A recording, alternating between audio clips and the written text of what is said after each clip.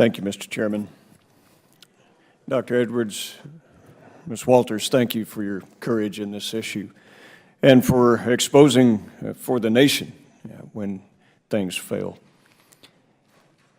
Mr. Beauvais, what is the fundamental core mission of the EPA? Protection of public health and the environment. I see. You stated that the lead-copper rule was updated in 2007, yet from our facts, we see that the lead-copper rule has not been finalized in any long-term update in 25 years. Why is that?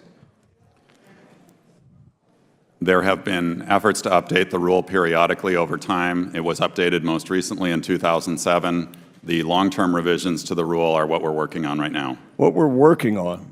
So for 25 years we've been working on it. In the last decade, the EPA has issued about 1,000 rules a year, and yet the lead-copper rule has not been finalized in 25.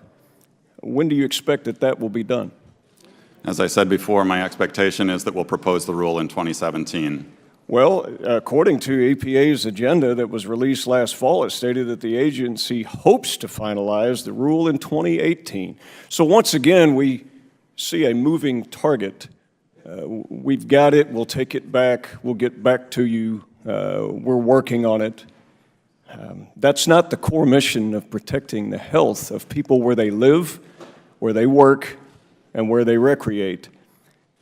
In fact, we've seen in cases in Flint that General Motors determined that the water was so substandard that they shut it down. They said, we're not going to use that water. It was unfit for a work environment. And yet, we've seen procedures that have moved on that made the community even more at risk over time.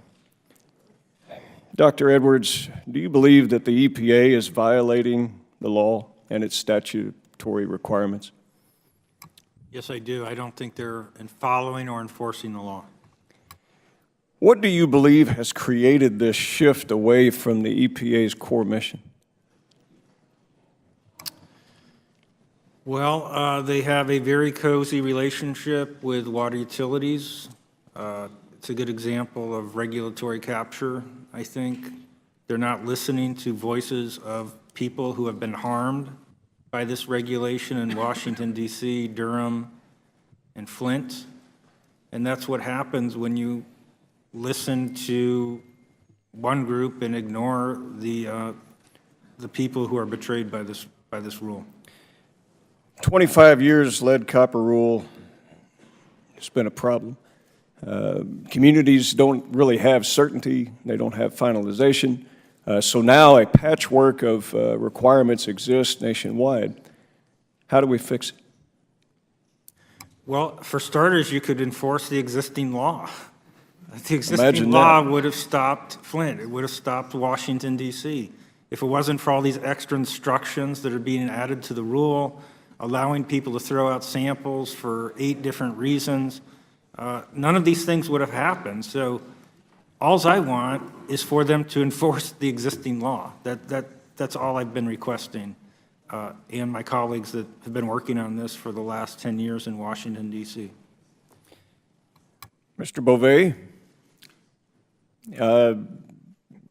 we've seen that there's been a statutory requirement to do updates and mandates, and yet by your testimony, we see dates all around that really don't sync with previous statements from the EPA as far as, when this lead-copper rule will be mandated. We've heard testimony that not only is convincing, but it's condemning to the priorities of the EPA. What's your answer to this? I want to emphasize that it's EPA's position, and it has been EPA's position throughout this situation, that the water system in Flint was required to apply corrosion control upon making the switch to Flint River water.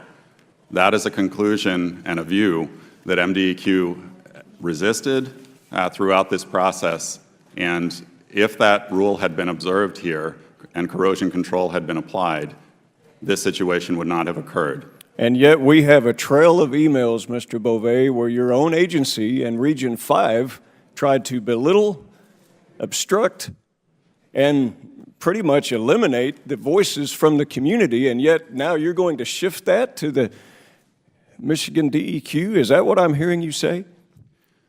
Certainly, when we look back on this situation, knowing what we know now, everyone should have done everything humanly possible to avoid this situation.